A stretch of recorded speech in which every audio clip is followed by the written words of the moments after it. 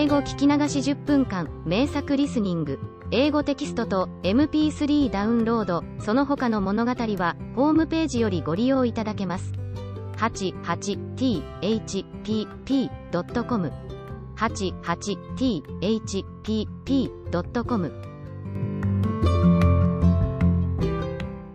No one knew it. He as little as any. No one knew it. Only indeed Patrisky, who, being with him always, saw him draw with chalk upon the stones any and everything that grew or breathed, heard him on his little bed of hay murmur all manner of timid, pathetic prayers to the spirit of the great master, watched his gaze darken and his face radiate at the evening glow of sunset or the rosy rising of the dawn, and felt many and many a time the tears of a strange, nameless pain and joy, mingled together, fall hotly from the bright young eyes upon his own wrinkled yellow forehead. I should go to my grave quite content if I thought, Nello, that when thou growest a man thou couldst own this hut and a little plot of ground, and labor for thyself, and be called boss by thy neighbors, said the old man Jihan many an hour from his bed. For to own a bit of soil, and to be called boss, master, by the hamlet round, is to have achieved the highest ideal of a Flemish peasant, and the old soldier, who had wandered over all the earth in his youth, and had brought nothing back, deemed in his old age that to live and die on one spot in contented humility was the fairest fate he could desire for his darling. But Nello said nothing. The same leaven was working in him that in other times begat Rubens and your Dance and the Van Eycks, and all their wondrous tribe, and in times more recent begat in the green country of the Ardennes, where the muse washes the old walls of Dijon, the great artist of the Patroclus, whose genius is too near us for us aright to measure its divinity. Nello dreamed of other things in the future than of tilling the little root of earth, and living under the wattle roof, and being called boss by neighbors a little poorer or a little less poor than himself. The cathedral spire, where it rose beyond the fields in the ruddy evening skies or in the dim, grey, misty mornings, said other things to him than this. But these he told only to Patrisky, whispering, childlike, his fancies in the dog's ear when they went together at their work through the fogs of the daybreak, or lay together at their rest among the rustling rushes by the water's side. For such dreams are not easily shaped into speech to awake the slow sympathies of human auditors, and they would only have sorely perplexed and troubled the poor old man bedridden in his corner, who, for his part, whenever he had trodden the streets of Antwerp, had thought the daub of blue and red that they called a Madonna, on the walls of the wine shop where he drank his sou's worth of black beer, quite as good as any of the famous altarpieces for which the stranger folk travelled far and wide into Flanders from every land on which the good sun shone. There was only one other beside Patrisky to whom Nello could talk at all of his daring fantasies.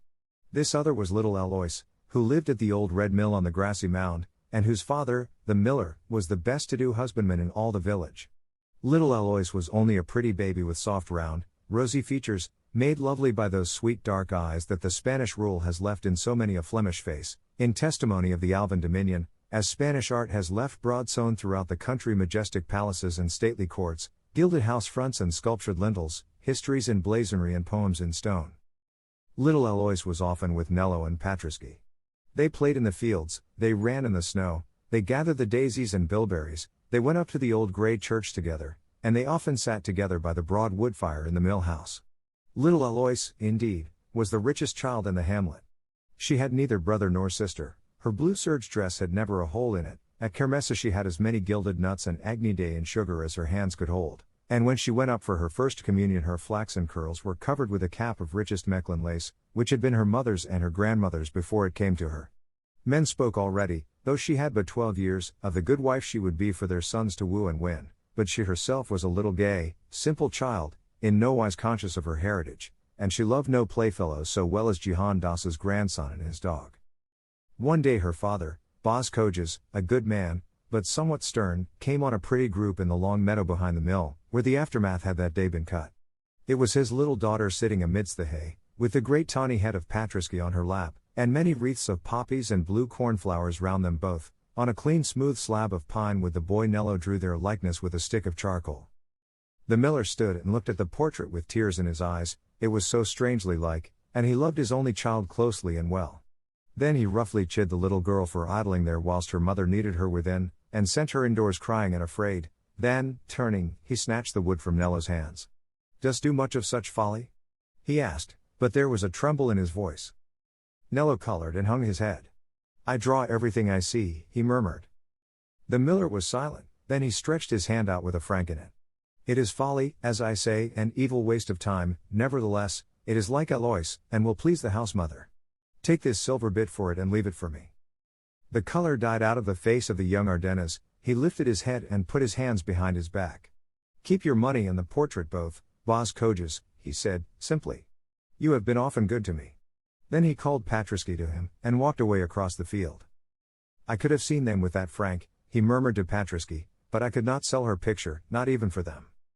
Boz Coges went into his mill house sore troubled in his mind. That lad must not be so much with Alois, he said to his wife that night. Trouble may come of it hereafter. He is 15 now, and she is 12, and the boy is comely of face and form. And he is a good lad and a loyal, said the housewife, feasting her eyes on the piece of pine wood where it was throned above the chimney with a cuckoo clock in oak and a Calvary in wax. Yea, I do not gainsay that, said the miller, draining his pewter flagon. Then, if what you think of were ever to come to pass, said the wife, hesitatingly, would it matter so much? She will have enough for both, and one cannot be better than happy. You are a woman, and therefore a fool, said the miller harshly, striking his pipe on the table. The lad is naught but a beggar, and, with these painters' fancies, worse than a beggar. Have a care that they are not together in the future, or I will send the child to the surer keeping of the nuns of the Sacred Heart. The poor mother was terrified, and promised humbly to do his will. Not that she could bring herself altogether to separate the child from her favorite playmate, nor did the miller even desire that extreme of cruelty to a young lad who was guilty of nothing except poverty.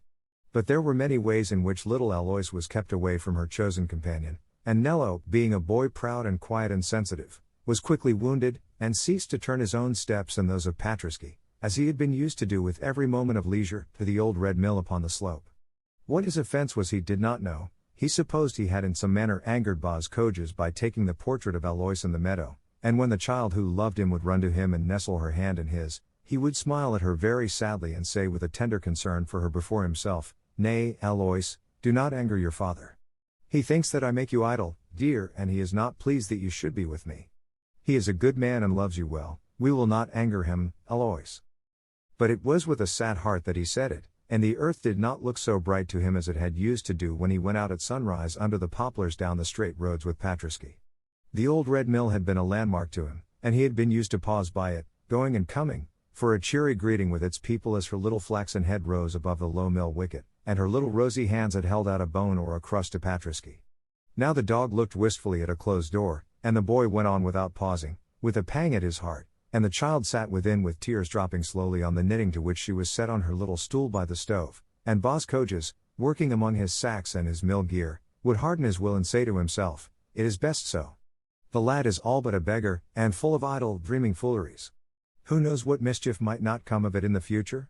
So he was wise in his generation, and would not have the door unbarred, except upon rare and formal occasion, which seemed to have neither warmth nor mirth in them to the two children, who had been accustomed so long to a daily gleeful, careless, happy interchange of greeting, speech, and pastime, with no other watcher of their sports or auditor of their fancies than Patrusky, sagely shaking the brazen bells of his collar and responding with all a dog's swift sympathies to their every change of mood. All this while the little panel of pine wood remained over the chimney in the mill kitchen with the cuckoo clock and the waxen Calvary, and sometimes it seemed to Nello a little hard that whilst his gift was accepted he himself should be denied. But he did not complain. It was his habit to be quiet. Old Jehan Doss had said ever to him, We are poor, we must take what God sends, the ill with the good, the poor cannot choose. To which the boy had always listened in silence, being reverent of his old grandfather, but nevertheless a certain vague, sweet hope, such as beguiles the children of genius, had whispered in his heart, Yet the poor do choose sometimes, choose to be great, so that men cannot say them nay. And he thought so still in his innocence, and one day, when the little Alois, finding him by chance alone among the cornfields by the canal, ran to him and held him close, and sobbed piteously because the morrow would be her saint's day, and for the first time in all her life her parents had failed to bid him to the little supper and romp in the great barns with which her feast day was always celebrated, Nello had kissed her and murmured to her in firm faith, It shall be different one day, Alois. One day that little bit of pine wood that your father has of mine shall be worth its weight in silver, and he will not shut the door against me then. Only love me always, dear little Alois, only love me always, and I will be great. And if I do not love you? The pretty child asked, pouting a little through her tears, and moved by the instinctive coquetries of her sex. Nello's eyes left her face and wandered to the distance, where in the red and gold of the Flemish night the cathedral spire rose. There was a smile on his face so sweet and yet so sad that little Alois was awed by it. "I will be great still," he said under his breath, "great still, or die, Alois." "You do not love me," said the little spoiled child, pushing him away, but the boy shook his head and smiled, and went on his way through the tall yellow corn, seeing his in a vision some day in a fair future when he should come into that old familiar land and ask Alois of her people, and be not refused or denied, but received in honor, whilst the village folk should throng to look upon him and say in one another's ears, "Dost see him? He is a king among men, for he is a great artist and the world speaks his name, and yet he was only our poor little Nello, who was a beggar as one may say, and only got his bread by the help of his dog."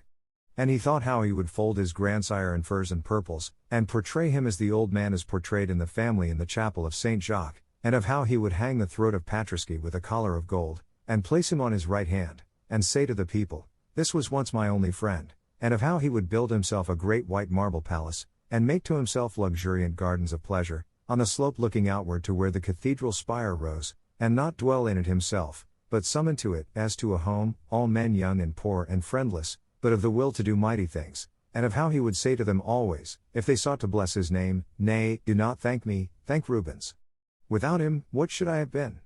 And these dreams, beautiful, impossible, innocent, free of all selfishness, full of heroical worship, were so closely about him as he went that he was happy, happy even on this sad anniversary of Alois's Saint's Day, when he and Patriski went home by themselves to the little dark hut and the meal of black bread, whilst in the mill house all the children of the village sang and laughed, and ate the big round cakes of Dijon and the almond gingerbread of Brabant, and danced in the great barn to the light of the stars and the music of flute and fiddle. "Never mind, Patriski," he said, with his arms round the dog's neck as they both sat in the door of the hut, where the sounds of the mirth at the mill came down to them on the night air. "Never mind. It shall all be changed by and by." 英語聞き流し10分間、名作リスニング。英語テキストと MP3 ダウンロード、その他の物語は、ホームページよりご利用いただけます。88thpp.com 88thpp.com